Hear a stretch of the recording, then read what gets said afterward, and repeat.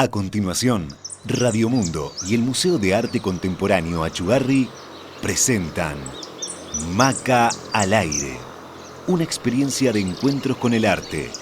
Conduce Eliana Recchia.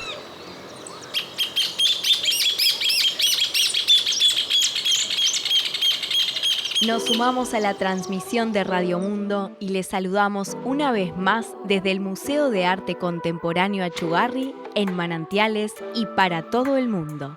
Esto es Maca al Aire. Mi nombre es Eliana Recchia y les acompañamos los miércoles con toda la información cultural del museo, eventos destacados de la zona, entrevistas y conversaciones con Pablo Achugarri. Este es un lugar que se mueve muy rápido. Acérquense que les contamos un poco de lo que sucedió y va a suceder por acá. Parque de Esculturas y Museo Maca.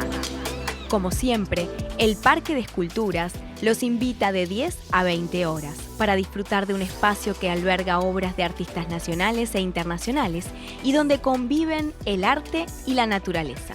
El Museo Maca abre sus puertas de 12 a 20 horas, donde ya pueden disfrutar de las 3 exposiciones de verano, la colección permanente y después de más de un siglo en el exterior, la obra Gaucho en el Campo de Juan Manuel Blanes. Estas y todas las actividades son gratuitas y abiertas al público, con el fin de acercar el arte y la cultura a toda la comunidad. Les recordamos que la Fundación Pablo Achugarri se encuentra sobre el kilómetro 4,5 de la Ruta 104 en Manantiales y se puede acceder en transporte público con la línea 5 de Codesa, que hace el recorrido San Carlos, La Barra y cuyos horarios se pueden consultar en la web de la empresa. Gala del Maca. El miércoles 3 se realizó la Gala del Maca, la Noche de las Estrellas. Fue un lugar de encuentro y reencuentros donde disfrutamos de los platos del chef Mauro Colagreco, con quien estuvimos conversando el programa anterior, y se presentó la colección de joyas creadas por Pablo Achugarri. Inauguración Verano 2024. Este viernes 5 de enero celebramos la apertura de las esperadas muestras de verano. Bruno Munari, el artista, Adam Jeppesen, Al Paso de la Lumbre, y el descubrimiento de sí mismo de Joaquín Torres García, que fue el gran maestro de maestros uruguayos, y esta exposición lo homenajea justamente a 150 años de su nacimiento. Ya pueden acercarse a ver las obras del creador de la Escuela del Sur, que dio vuelta al mapa de América Latina con la curaduría impecable de Aimé Iglesias Luquín y Cecilia Rabosi, con quien vamos a tener el placer de estar conversando en el próximo bloque. Disfrutamos también de un concierto de guitarra de Matías Achugarri, que siempre nos acompaña en las inauguraciones, con un repertorio inédito trabajado a lo largo del 2023. Y seguimos de estreno con Los Hijos de la Montaña, un documental sobre el escultor Pablo Achugarri, con una proyección en el anfiteatro y que ya pueden ver todos los días en el Cine Maca, consultando los horarios en la web del museo. Además, está de gira nacional con proyecciones al aire libre de acceso gratuito y desde acá vamos a estar compartiendo toda la información de las funciones que se realizarán a lo largo del país para que se puedan acercar a verla. José Ignacio Film Festival. La 14ª edición del HIF se va a realizar desde el 13 al 21 de enero en diferentes locaciones de José Ignacio, en diálogo con la curaduría de las películas, que este año trae 7 largometrajes internacionales y 5 cortometrajes uruguayos en estreno exclusivo para las pantallas del festival. Los espectadores podrán elegir la película ganadora de la competencia de largometrajes a través de su voto, que se emite al final de cada función. Y en la competencia de cortometrajes, un jurado será responsable de otorgar el Premio Diciembre, que consiste en un viaje al Festival de Cannes. Todas las funciones son con acceso gratuito, pero algunas requieren reserva previa a través de la web del festival. Y para las proyecciones al aire libre, se recomienda acercarse con mantas y reposeras. Además, se asientan las actividades de Working HIF, entendiendo al cine como arte y como industria, busca la construcción de audiencias, nuevas voces en el cine de ficción uruguayo y el fortalecimiento de alianzas internacionales. Con esta nueva edición vuelve el taller de cine para chicas y chicos, Corte, con el impulso para que las infancias se acerquen al cine de una manera lúdica, pero formal. Fundación Servieri Monsuárez. La organización creada por Virginia Servieri y Pablo Monsuárez inaugura su nuevo espacio de arte en José Ignacio, diseñado por el arquitecto uruguayo Rafael Viñoli. La construcción tiene 3 pisos, vistas panorámicas del mar y un exterior compuesto de piedras de granito esculpidas con técnicas ancestrales incas. Desde el 6 de enero se presenta la exposición Pintar como Ser, de la artista suiza-argentina Viviane Suter. La selección reúne La Cascada, una instalación presentada en el Museo de Arte Reina Sofía, obras presentadas recientemente en la Galería de Arte di Bergamo y pinturas procedentes del atelier de su casa en el lago Atitlán, en Guatemala. Festival Internacional de Fotografía de José Ignacio. También les recordamos que continúa en José Ignacio el primer Festival Internacional de Fotografía hasta el 15 de enero, organizado por la Fundación Alfonso y Luz Castillo y FOLA. Esta primera edición nos invita a pensar la idea de los territorios habitados, cuenta con varios puntos de encuentro expositivos y de intercambio. La Ola es una performance al aire libre, un paseo meditativo que tiene como objetivo crear una pintura viva, un paisaje teatral donde son bienvenidos a participar y unirse durante el camino. La actividad es gratuita y está coordinada por Christophe Ampiri, artista belga, que reside en nuestro país y que nos propone sincronizar con la danza más básica, caminar. Se realizará todos los viernes a las 18 horas con diferentes puntos de encuentro sobre la costa que pueden consultar en el Instagram del proyecto @la_ola_topía. Una invitación para unirnos por un momento a compartir fuera del tiempo. 25 años de arte contemporáneo. Esta semana el Museo Rally de Punta del Este presentó, con entrada gratuita, 25 años de arte contemporáneo, bajo la curaduría de Diana Saravia. Una muestra colectiva de más de 20 artistas nacionales e internacionales que resumió lo que sucede en el circuito montevideano de arte. Inauguraciones 3 de enero. El 3 de enero arrancamos el año con 2 inauguraciones. En Espacio Fotoarte, la exposición de Nicola Costantino, artista argentina, que ha desarrollado la mayor parte de su producción en el área del arte conceptual y la fotografía. El espacio está ubicado en calle 6 y ruta 10, kilómetro 166, Balneario Buenos Aires. Y en Unión Atelier se inauguró Pop Art, presentando a Silvina Shapira y José Luis Ancísar. Los esperamos en Ruta 10 y Duende Azul en la Barra. Ricardo Pascale. La Galería del Paseo está presentando una muestra de Ricardo Pascale, artista uruguayo, con sendas de actividades aparentemente distantes, pero intrínsecamente cercanas, las artes visuales y el mundo académico, que se continúan entrelazando en su quehacer hasta la actualidad. Se pueden ver hasta el 17 de enero en Manantiales, kilómetro 164 de la Ruta 10. Actividades en la azotea. En la hermosa casona construida a finales de los años 50 por el expresidente Eduardo Víctor Aedo, con el fin de que fuese un centro cultural, se va a desarrollar una amplia grilla de actividades. Hoy a las 19 horas se presenta el libro En clave de ideas del diputado Dr. Diego Echeverría. El jueves 11 a las 19:30 horas se presentará la Orquesta Departamental. El viernes 12, la presentación literaria de La democracia uruguaya ante el espejo, de Fernanda Boidi y Adolfo Gracé. La azotea de Aedo está ubicada en Boulevard Artigas y Calle Mercedes, Punta del Este. Estas actividades son con entrada libre. Dalí cibernético. Un viaje inmersivo por la mente de Salvador Dalí, que llega desde Barcelona para mostrar su universo poético y onírico. Un recorrido por sus obras a través de proyecciones de gran formato, instalaciones interactivas, hologramas e inteligencia artificial. Pueden vivir esta experiencia todos los días hasta el 20 de enero de 10 a 0 horas en Punta Shopping. Entradas en Red Tickets. Estos fueron algunos destacados de la agenda semanal, pero sin dudas no fue todo. Pueden consultar toda la información de las actividades del MACA en la web y redes del museo.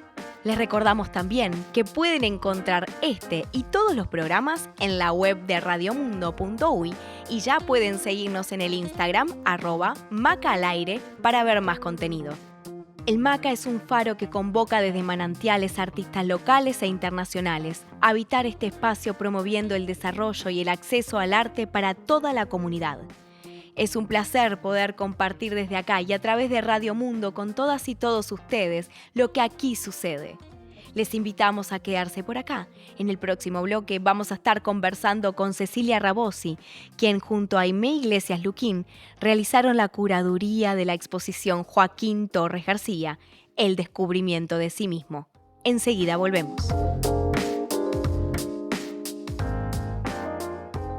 Maca al aire, con Pablo Achugarri. Arte y cultura desde Uruguay al mundo. Conduce Eliana Recchia.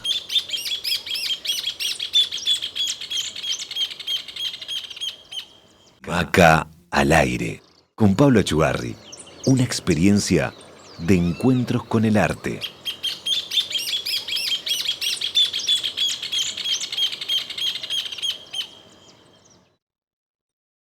Hoy vamos a conversar con Cecilia Rabosi, quien junto con Aimé Iglesias Luquín realizaron la curaduría de la exposición Joaquín Torres García, El descubrimiento de sí mismo, que tiene lugar en el MACA hasta el 31 de marzo. Bienvenida, Cecilia, gracias por acompañarnos. Gracias a vos por invitarme y un placer estar con ustedes. Muchas gracias. Vamos a hacer una breve reseña del artista. Este año se cumplen 150 años de su nacimiento, el 28 de julio de 1874 en Montevideo, donde fallece el 8 de agosto de 1949, de padre catalán y madre uruguaya. En 1891, a los 17 años, emigró con toda su familia a Barcelona. Vivió en diferentes ciudades de Europa y en Nueva York, hasta que en 1934 volvió a Montevideo. En Europa participó de las primeras vanguardias de abstracción. Su obra comprende pintura, ilustraciones, murales, diseños de juguetes en madera. Fue escritor, teórico de arte y pedagogo. Se casó con Manolita Piña Rubíes, pintora. En 1951 creó un grupo en Montevideo llamado Maotima, dedicado a trabajar en tapices bordados. Tuvieron 4 hijos, Olimpia, Augusto, Ifigenia y Horacio. Bueno, antes de meternos en el mundo de Torres García, quería preguntarte, ¿qué es ser curadora? ¿A qué se debe ese rol? ¿Cómo es? Bueno, la formación tanto de Aimé como mía es de historia, nos formamos en historia del arte.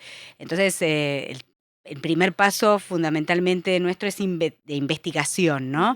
Que puede ser sobre un artista, sobre un movimiento, sobre grupos.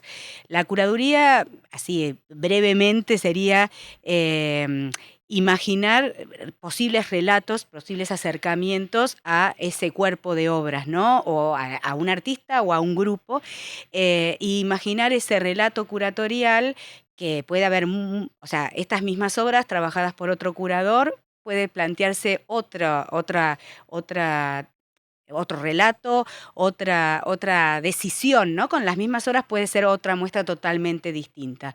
Y ese relato curatorial se espacializa, se imagina en un espacio. También la curaduría imagina los públicos posibles, desde un público que tal vez no conoce la obra del artista hasta públicos especializados. Hay artistas, como en el caso de Torres García, que es un artista que abarcó muchas esferas del arte, no solo la pintura, también, por ejemplo, no sé, lo editorial, los escritores, también puede ser un público posible para tener en cuenta.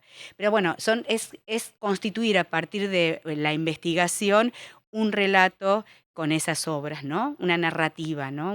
Y se espacializa. Me encantó la respuesta, muchas gracias. Bueno, la exhibición lleva el título de uno de sus libros escritos en 1917. ¿Cuál es la relación entre el nombre de la muestra y el libro? En realidad, nosotros partimos, bueno, fue un desafío realmente y un honor poder trabajar con la obra de este artista, que es un artista no solo importantísimo en la escena uruguaya, sino a nivel de la historia del arte, y para las vanguardias latinoamericanas del siglo XX es un artista fundamental. Entonces, bueno, nosotros empezamos a trabajar con un cuerpo de obras que el Museo Maca rastreó en todo el país, en distintas colecciones particulares y públicas. Y por otro lado, las obras, por ejemplo, que nosotros trabajamos mucho con el archivo del artista que pertenece al Museo Torres García en Montevideo, y fue fundamental ese trabajo con esas obras, que muchas veces son consideradas como complementarias a su obra pictórica, en este caso. Y entonces la decisión fue justamente desplegar esas obras, ponerlas en la misma relación o el mismo valor que su obra pictórica. Entonces, volviendo al tema de los libros, en la muestra nosotros rescatamos desde acuarelas, tintas, pero también manuscritos del artista. Por ejemplo, La ciudad sin nombre, que es un libro que escribe en el 41, en la sala están desplegadas las tintas originales, manuscritas y dibujadas por el artista, y que también eso nos interesaba, esa situación de la escritura fue una presencia permanente desde siempre. En Barcelona escribe libros, escribe artículos para prensa, y este libro del descubrimiento de sí mismo de 1917 nos permitía traer, digamos, esa idea de esta escritura, ¿no? De lo textual. Muchas veces esos textos son tan visuales en su descripción que es riquísimo las imágenes en el texto, y a veces las imágenes tienen una narrativa que lo lleva a lo textual, ¿no? Y nosotros decidimos ese título porque nos parecía que lo que nosotros queríamos mostrar era esa búsqueda permanente, esos derroteros geográficos por donde todas las ciudades por las que pasó, en las que vivió, en las que produjo. Y es permanentemente un descubrimiento, ¿no? Hasta llegar a la concreción de aporte a la escena de la historia del arte, que es el constructivismo universal. Estamos hablando de una muestra de gran trascendencia. Sin lugar a dudas, un enorme desafío para ustedes. ¿Cuál fue el criterio de selección de las obras y cómo accedieron a ellas? Ahora vos me decías, bueno, el museo y también accedieron a colecciones privadas. Sí, el museo en realidad por eso destaco la importancia que el museo tuvo en hacer ese rastreo previo a convocarnos, de ver qué obras estaban en las distintas colecciones de todo el país, y en museos públicos como el de Artes Visuales de Montevideo, que realmente en la muestra hay obras muy importantes de ese museo, pero yo destaco el tema también de la posibilidad de haber trabajado con el archivo del Museo Torres García, que permitió poder trabajar un montón de materiales como acuarelas, tintas, manuscritos, algunos manuscritos que permanecen inéditos, documentación de todo tipo. Y la particularidad con Aimé, nosotros, esto que te decía, de poner estos materiales que muchas veces están en vitrinas como algo complementario, ponerlo, cuando visiten la muestra no tiene vitrinas salvo un dispositivo que contiene los juguetes, ¿no? Pero la idea es que justamente todo está en el muro y todo se articula y dialoga. Hermoso, sí, fue espectacular poder transitar ese lugar de la muestra. Bueno, su obra fue exhibida en el MoMA, en el Guggenheim, en museos europeos, despertando el interés del público global. ¿Qué la hace tan atractiva y significante? Bueno, primero la factura, ¿no? Pero yo creo que el gran aporte, por un lado, es este planteo del universalismo constructivo, que que si bien, o sea, todo este trabajo en la abstracción de las primeras vanguardias del siglo XX, en la decisión, digamos, de trabajar con la estructura y con los símbolos, pero yo creo que un gesto radical que él realiza es esta inversión del mapa de Sudamérica. Él, en realidad, la muestra justamente es esos recorridos por las distintas ciudades en las que habitó, y un poco es esta cosa de la partida de Montevideo, como vos señalaste, en 1891, y el regreso en 1934, esos casi 40 años de ausencia en el país. Cuando él regresa a Montevideo, ya con, digamos, el universalismo, o sea, todo el tema constructivo ya teorizando, trabajándolo, regresa al país, y ese gesto de pensar una escuela del sur, al invertir el plano, el mapa de Sudamérica, plantea esta cuestión de romper con la hegemonía fundamentalmente europea en el ámbito de la cultura y del arte, esa cosa de mirar al norte, o los nortes, decimos nosotros con Aimé, porque él vivió en Nueva York también, y justamente al invertirlo, siempre el sur va a estar en el norte, ¿no? O sea, por eso él genera, digamos, la necesidad de que exista una escuela. Pensemos también la escena a la que llega, por ahí es una escena por ahí más académica, figurativa, y él viene con una propuesta constructiva, donde hay una estructura, articula, digamos, la obra, pero él suma, digamos, todos esos símbolos que rescata del estudio en diversos museos europeos de las culturas indoamericanas y prehispánicas. Él dice, en Uruguay, y lo mismo por ahí en la Argentina, sí, en el sur, los pueblos por ahí eran nómades o no, pero digamos, ese rescate de esas fuentes es muy importante, ¿no? Maravilloso. Tuvo un rol crucial en la formación de otros artistas como pedagogo, escritor, documentando sus ideas, manifiestos, editando revistas, participando de programas de radio y cientos de conferencias que brindó. ¿Cómo crees que el rol del artista enriquece al teórico y viceversa? O sea, como que cómo se fue comunicando él y la fusión de lo que vos contabas, ¿no? De todos esos roles que iba cumpliendo. Bueno, en realidad creo que la necesidad de, además de realizar, digamos, su obra plástica, había una necesidad desde siempre en Torres de escribir, teorizar. Tiene claro que esta cuestión de buscar miles de estrategias, como vos mencionabas, sí, para poder transmitir sus ideas, ¿no? Y ese trabajo se hace con el otro, por eso también la importancia de la conformación de grupos. Ya antes de regresar a Montevideo va a conformar el grupo de arte constructivo en Madrid, que dura muy poco, pero ya hay una necesidad de esa interacción con artistas jóvenes, con artistas que, pero pensando, digamos, también trabajar en estas ideas, ¿no? Estéticas. Yo digo que, o sea, el tema del mapa invertido es estético, es teórico, pero es político también ese gesto. Total. Pero ese gesto, digamos, y esa escuela del sur que la imagina con otros. Entonces hace la Asociación de Arte Constructivo, luego el Taller Torres García, y las estrategias que vos mencionabas algunas, por ejemplo, esta cuestión de manifiestos en donde se transmiten ideas o se dan respuestas, publicaciones como volver a reeditar la revista Círculo y Cuadrado como una segunda época en español. La primera había sido en París con una serie de artistas que conforman el grupo Círculo y Cuadrado. O removedor, digamos, esta necesidad de órganos de difusión de las ideas o de artículos sobre artistas que trabajan, digamos, en esa misma línea. O, por ejemplo, como vos mencionabas, el artículo de Alejandro Díaz, el director del Museo Torres García, que está en el catálogo, dice que desde 1934 hasta que fallece en el 49, da 777 conferencias. Y es interesante, en la muestra se puede ver una publicación de la 500 conferencia, Y ahí uno ve la necesidad de transmitir esas ideas, de compartirlas, de por ahí generar con esas ideas discusiones, pero esas estrategias las extiende a escribir en diarios, a conformar grupos,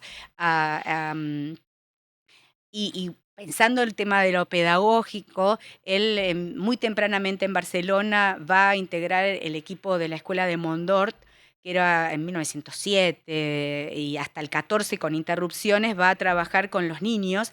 Y ahí también es interesante porque es una escuela en donde las pedagogías que se aplican son de avanzada, Montessori, ¿no? Ese tipo de pedagogías, y en donde él escribe sobre el dibujo, por ejemplo, y él plantea que el niño tiene que trabajar viendo el entorno, ¿no? Trabajando sobre el entorno y no copiando láminas ni yesos como tradicionalmente se enseñaba. Y ahí metiéndonos en el mundo eso de la infancia, ¿no? ¿Qué lugar ocupó en su obra lo lúdico? Bueno, pensar desde muy temprano el tema de los juguetes, creo que el juguete, pero además no es un juguete cualquiera, es un juguete que se transforma. Sí, que los podemos, a quienes están mirando por YouTube, pueden observar que tenemos algunos de los juguetes. Y en los juguetes también son bloques, trabaja en madera, pero son bloques que tienen una forma, tienen una proporción, tiene color. Entonces también y son transformables, puede tener muchas combinaciones posibles, que genera una libertad en el niño, ¿no? Y los juguetes, muchos plantean que por ahí surgieron en relación al nacimiento de sus hijos o al juego con los hijos. Lo mismo en la muestra hay unas figuritas de los teatritos en donde él conforma una estructura con manivelas y crea todas unas figuras que tenían movimiento y había una escenografía urbana. Entonces, hay una importancia en el aprendizaje libre, ¿no? de lo establecido, y esta cuestión de poder transformar y tener esa libertad. La muestra hace hincapié, digamos, un poco volviendo a la muestra y a esta pregunta en sí, nosotros desarrollamos todos esos ámbitos en donde él vivió, estas ciudades que se están modernizando a la par que él está viviendo en ellas, ¿no? Ciudades como París, Nueva York, Barcelona. Y esto en realidad sucede en 1917, cuando él deja la producción basada más en lo clásico, ¿no? En la tradición clásica greco-latina, que hay mucha obra en este sentido. Él hace unos murales en el Palacio de la Generalitat en Barcelona. Muchos es la Arcadia mediterránea. En el 17, por un contexto, ¿no? Él empieza a mirar ese entorno urbano y empieza a aparecer en esas tintas una grilla, una grilla que podríamos pensar que es el antecedente después lo que va a plantear como estructura en el universalismo. Y son fragmentos de la realidad del entorno urbano. Los juguetes también uno podría decir que son fragmentos que va componiendo y articulando. Y también los primeros juguetes son de esos años, ¿no? Entonces la muestra hace hincapié en esos lugares donde vivió y produjo y cómo esa interacción con esos ámbitos influyeron en su obra y en su hacer. Por eso nosotros decimos que hay dos mapas en la muestra. Uno es el planiferio, en donde se demarca, digamos, las ciudades con los años en que vivió en ellas. Y ese mapa está pisado por diferentes obras que van mostrando esos cambios, ¿no? Y luego en la sección dedicada al universalismo constructivo está el mapa invertido, ¿no? Entonces, esta importancia también de eso geográfico, ¿no? es relevante. Y en esas producciones de su obra también es esta interacción con los otros, ¿no? Con los otros, pensando pedagogías y trabajando con los niños, formando grupos, extendiendo sus ideas con la mayor cantidad de estrategias posibles para difundirlas, ¿no? No, sin lugar a dudas, muy bondadoso con todo su conocimiento siempre. Contame algo así como que no se pueden perder de la muestra. Bueno, te diría toda. Toda. No, yo creo que lo interesante... ¿Algo que quieras comentar más sobre la muestra? No, yo creo que lo interesante, bueno, el desafío también, o sea, Torres García fue visitado muchas veces, sobre todo en muestras muy importantes aquí en el país y en el mundo, como vos señalabas, estas muestras en el MoMA hace relativamente poco, en 2015. Y bueno, el desafío era decir, bueno, ¿desde dónde mostramos? Por eso nuestro recorte es a partir de esa mirada en el 17 hacia el entorno urbano que se está modernizando y que entra dentro de esas grillas. Es esa articulación en este artista que vive en estos lugares, que esos lugares lo influencian, y por otro lado trabajar con los otros, pero también esto que hablábamos al principio de los libros, nosotros tomamos el título de un libro importante, y este descubrimiento es también un permanente descubrimiento hasta llegar por ahí a su lenguaje, ¿no? A lo que aporta también fundamentalmente a la historia del arte. Pero sí, también uno puede ir haciendo un recorrido en la muestra por diversas publicaciones. La ciudad sin nombre del 41 también es una introducción a ese recorrido por el espacio urbano, y es lindo porque él escribe ahí en tercera persona y se pueden ver las tintas manuscritas, y es ese trazo, ¿no?, de la escritura que convive con las imágenes. Pero por otro lado, en casi todos los libros que están presentes en la exposición tomamos la decisión con Aimé de trabajar con pantallas, que se pueden ver la totalidad de esa publicación. Eso lo que hace es que romper con esta idea, vuelvo, del archivo en donde se muestra tradicionalmente algo que complementa la obra, y activarlo. Entonces, si bien tiene un tiempo y por ahí uno no va a poder leer todo, lee elementos o ve esas imágenes que complementan lo textual. Y pasa eso con muchísimas publicaciones. En la muestra está el universalismo constructivo, abierto justamente en ese mapa invertido. Es interesante porque muchas de sus publicaciones tienen que ver con las conferencias que dictó. Que fue dando, cómo las fue armando. Entonces, por ahí de golpe después hay una publicación. En el caso del universalismo está compuesto por una serie de lecciones, que son muchísimas, que van tocando los diversos temas, ¿no?, y de su teoría. Entonces es un artista que, más allá de artista plástico, es un teórico y hace un gesto radical político con esa inversión. Un gran maestro que dejó un gran legado, sin lugar a dudas. Me gustaría que, para cerrar, que me dijeras, ¿a quién invitarías a la muestra? Pero con esta condición, no tenés límite, puedes invitar a quien quieras. Sin límite de tiempo y de espacio. En realidad yo invitaría a todos. Pero, ¿a quién invitaría a Cecilia? No sé, yo creo que lo lindo que sucedió en la inauguración del viernes 5 fue cómo la gente interactuó con la obra. Había niños que se quedaban demorados, no solo en los juguetes, entonces era hermoso ver esa situación. Estas pantallas, por ejemplo, hay un libro que no pudimos tener porque está en una muestra en España, se llama Structures, que él encuentra a lo largo de obras de todos los siglos y de diferentes culturas, la estructura, que siempre existió la estructura. Entonces era interesante cómo ellos veían todas esas imágenes y había una cosa de querer interactuar con ellas. Entonces a mí me parece que es interesante, o sea, esto que hablábamos al principio, cuando uno imagina una curaduría, imagina en muchos públicos. Un público que por ahí no conoce la obra del artista y entra. Por ejemplo, alguien me comentaba, dice, el mapa invertido es de Torres García. Pero por eso es una imagen tan pregnante de la cultura, que está en todos lados, y de repente era, entonces entrar a... Entonces a mí me parece que es buenísimo pensar en esas posibilidades de públicos que, ya te digo, puede ser alguien especializado. Había un editor que estaba fascinado en ese punteo de también que la muestra traza a través de las publicaciones. Entonces, nada, espero que... ¿Tu sobrino? ¿Tu sobrina?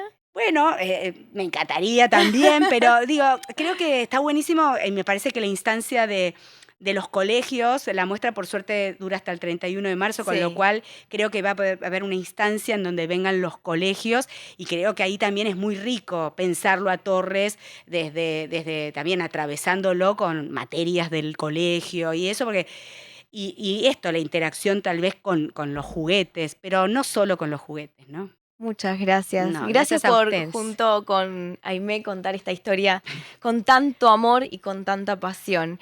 Bueno, muchísimas gracias por acompañarnos y acercarnos al universo de este gran artista. En breve seguimos vibrando arte, conversando con Pablo Achugarri.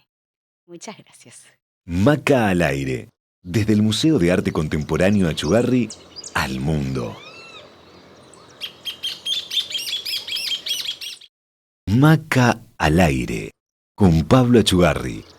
Arte y cultura desde Uruguay al mundo. Conduce Eliana Recchia.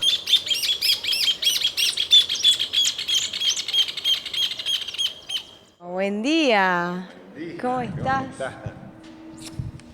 Bueno. Servite tu micrófono. Mi micrófono. Tu micrófono. ¿Querés sentarte? ¿Pasamos Claro. a tu otra oficina? Esta es mi otra oficina. Esta es tu otra ¿Dónde me pongo? oficina. ¿Por acá? Y sí, vamos a quedarnos por acá, ¿querés? Algo de la luz. Qué bien, cómo va avanzando.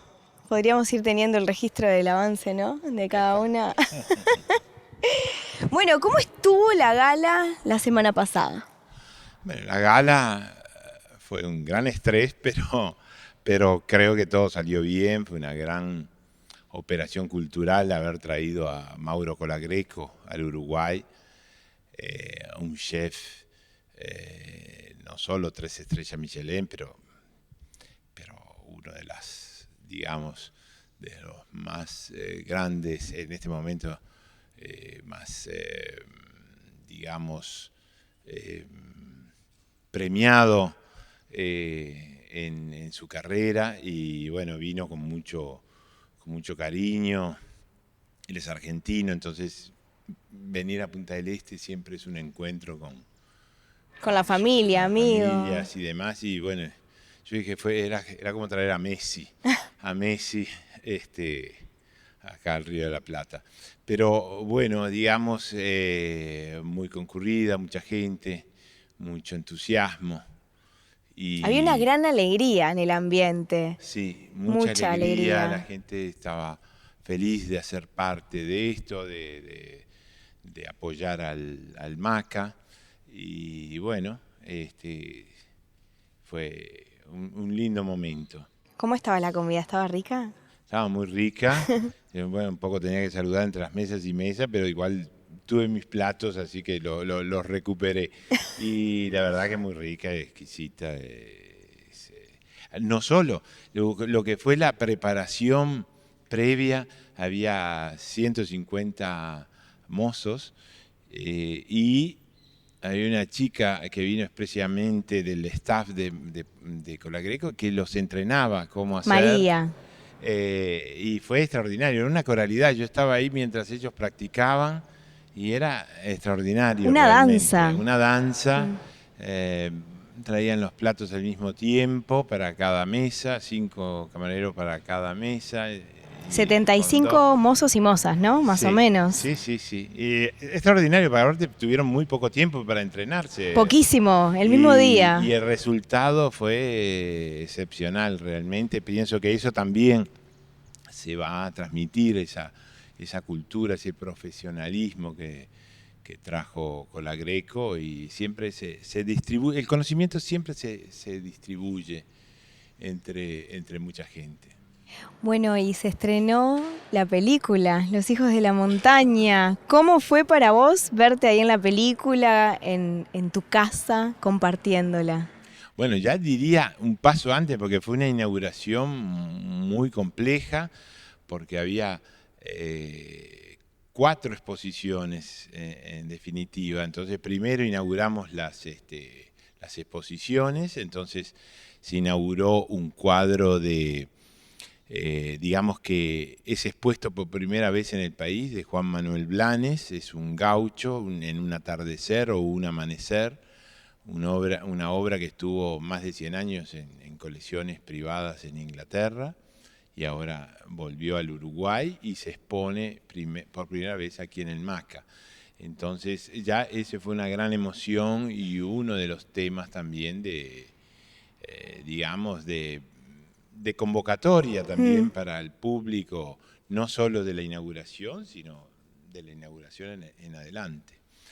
Y después teníamos esa otra gran muestra de Bruno Munari, un artista muy importante moderno italiano, que trabaja un poco con los móviles, contemporáneamente a Alexander Calder, y tuvimos también una presencia contemporánea, un artista joven, Adam Jeppesen, que hizo una instalación muy interesante en otra parte del museo.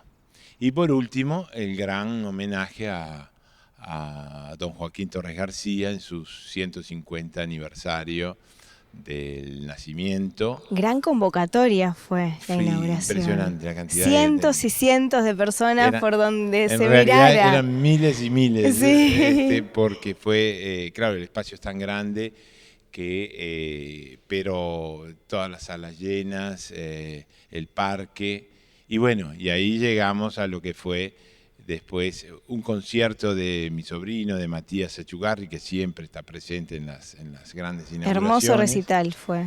Al aire libre, recordemos que fue al aire libre, y estos primeros días de Punta del Este fueron fríos, esta noche fue hermosa, cálida, como la primera noche cálida de nuestro verano. Seguro. Un regalo divino bajo las estrellas. Me viene en mente Sueño de una noche de verano. Totalmente. Entonces,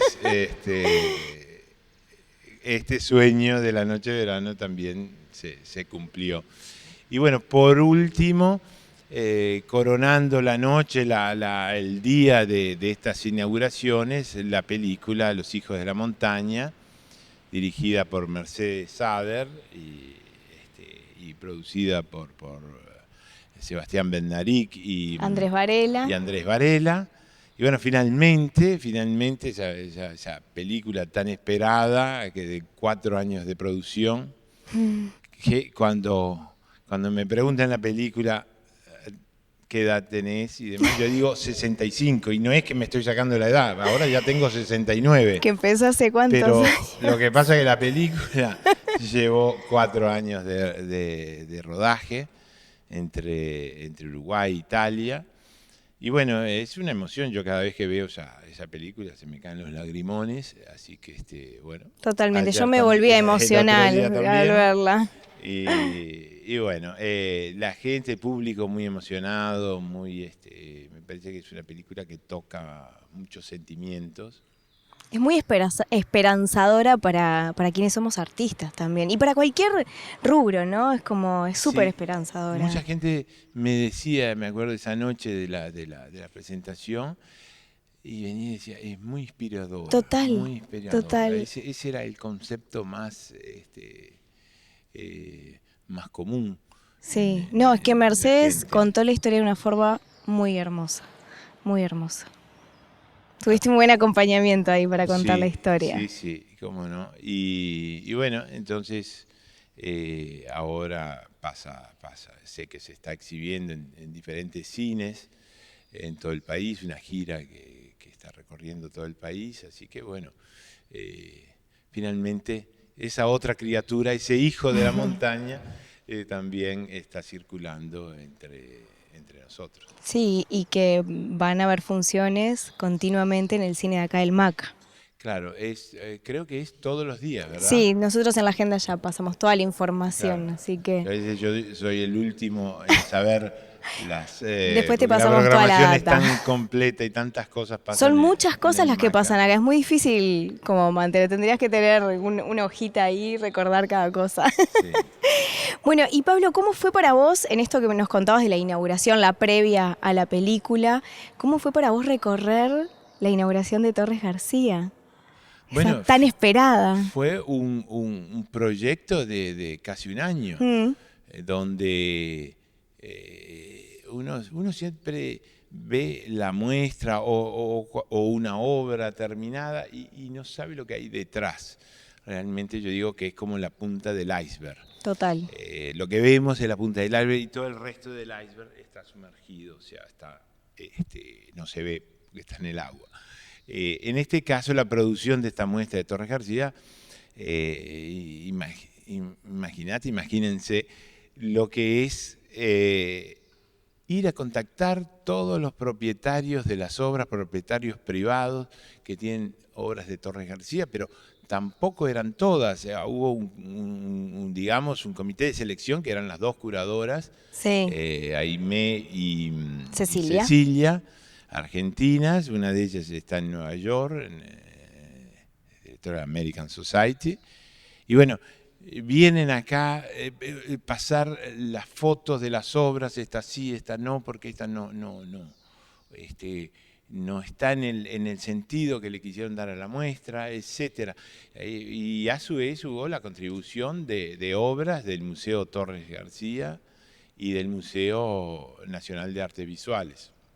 Ahí hubo dos grupos importantes de obras que están presentes en la exposición. Bueno, quería entrar a esta frase que vos nos decís siempre, es todos podemos ser artistas si conservamos el niño que llevamos dentro. Y Joaquín Torres García nos trae la frase, voy a meter toda mi pintura en los juguetes. Lo que hacen los niños me interesa más que nada. Voy a jugar con ellos. ¿Qué sentís con estas ideas que comparten vos y Joaquín Torres García? Sí, me viene en mente también una frase de Picasso que decía, pintar como Velázquez me llevó algunas semanas. Y pintar como un niño me llevó toda la vida. O sea que el niño está siempre presente, sea en Torres García, sea en Picasso. Bueno, yo lo digo también con esa frase. O sea, el niño es el protagonista y el niño es lo que fuimos y lo que tal vez todavía seamos. O sea, todavía tenemos ese niño adentro, que hay que conservarlo, hay que alimentarlo con la curiosidad, con el hacer cosas, proyectos, sueños, ¿no? Ese niño que llevamos adentro hay que hacerlo soñar, en pocas palabras. ¿Te diste cuenta, Pablo, que comparten el rol de difundir el arte cada uno desde lugares diferentes, como con mucha relevancia? Sí, tú te estás diciendo por Sí, Torres García. sí, exacto. Claro, Torres García fue un teórico.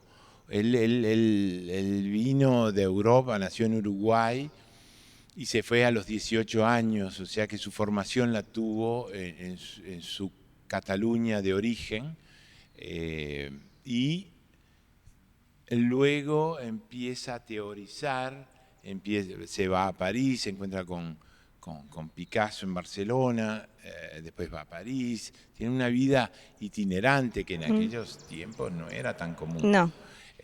O sea, él nacido en Uruguay, se forma en Cataluña, va a París, va a Bruselas, después se va a Estados Unidos, a Nueva York, después vuelve a Europa, está en la preguerra y entonces dice, ¿a dónde voy ahora? ¿A dónde voy? Y le viene en mente volver a su Uruguay nativo. Y él llega con esa carga tan importante de conocimiento que fue adquiriendo en todos esos años. Él estuvo en contacto con todas las vanguardias europeas, donde en Europa iban todos los creadores, digamos, no solo originarios de Europa, pero también de todo el mundo. O sea, era el polo alrededor de París, el polo cultural más importante del mundo. Entonces, él viene a Uruguay con toda esa carga, ese conocimiento, imaginemos los medios. Antes de las los cartas, tenía, claro. Él siguió escribiéndose con Piet Mondrian, gran artista holandés,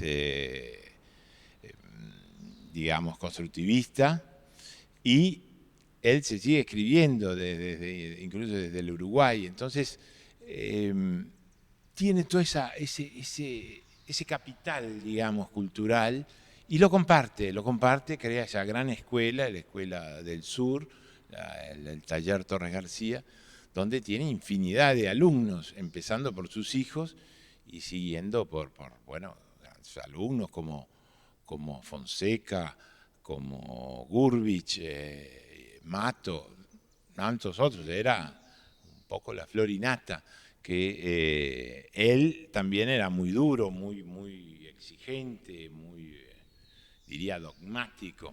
Entonces marcó, digamos, a fuego un poco lo que fue la trayectoria de muchos alumnos, que a veces le costó a estos alumnos desprenderse de la enseñanza de Torres García. Y en esas enseñanzas, ¿cuál crees que es el legado más potente que él nos deja?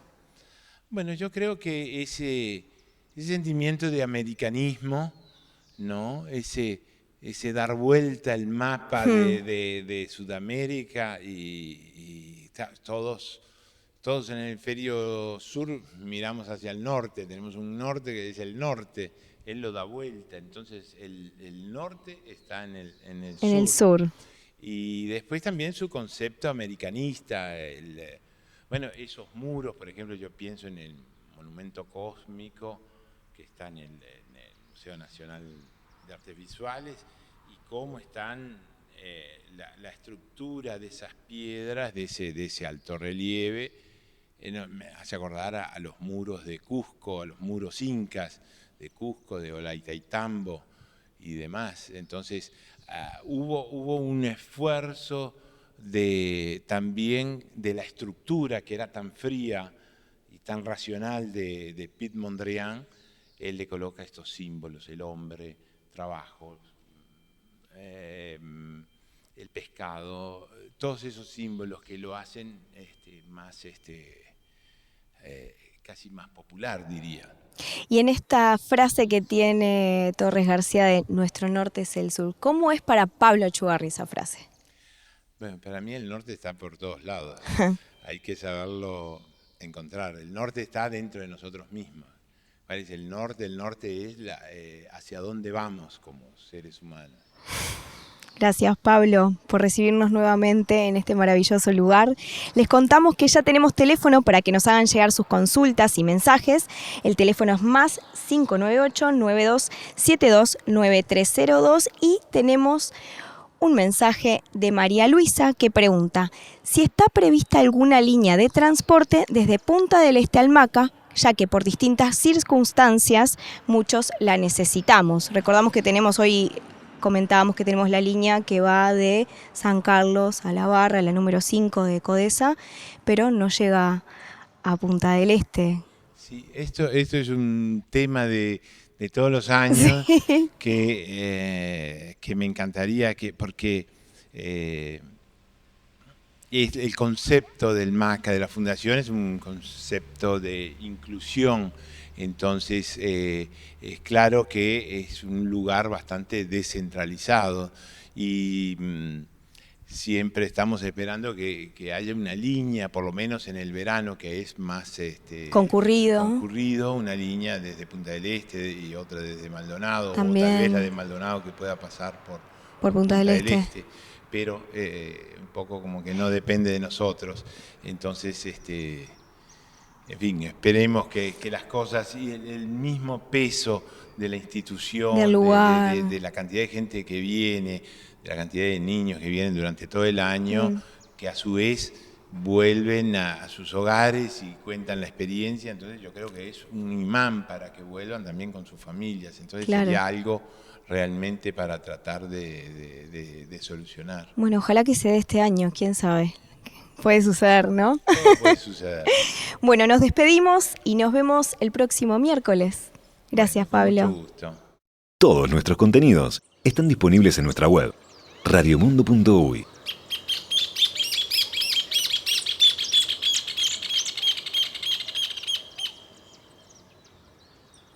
Conducción, Eliana Recchia. Dirección, Sebastián Bednaric. Guiones y asistencia de dirección, Georgina Giribaldi y Mariana Rantica. Producción ejecutiva, Laura Penas. Producción, Mariana López. Investigación, Mariela Cartelone. Sonido, Krishna de la Valle. Cámaras, Cristian Altés y Marcos Rodríguez. Archivo de video, Sur Creativa. Lorena Larriestra, Nicolás Vidal, Juaco González. Edición, Cristian Altés y Marcos Rodríguez. Locución, Bruno Carballo. Operador de radio, Oscar Romero. Operador de video, Felipe Penadez. Formato, Sebastián Bednaric. Coordinación, Bruno Carballo. Es una realización de En Perspectiva Producciones y MACA, Museo de Arte Contemporáneo Achugarri.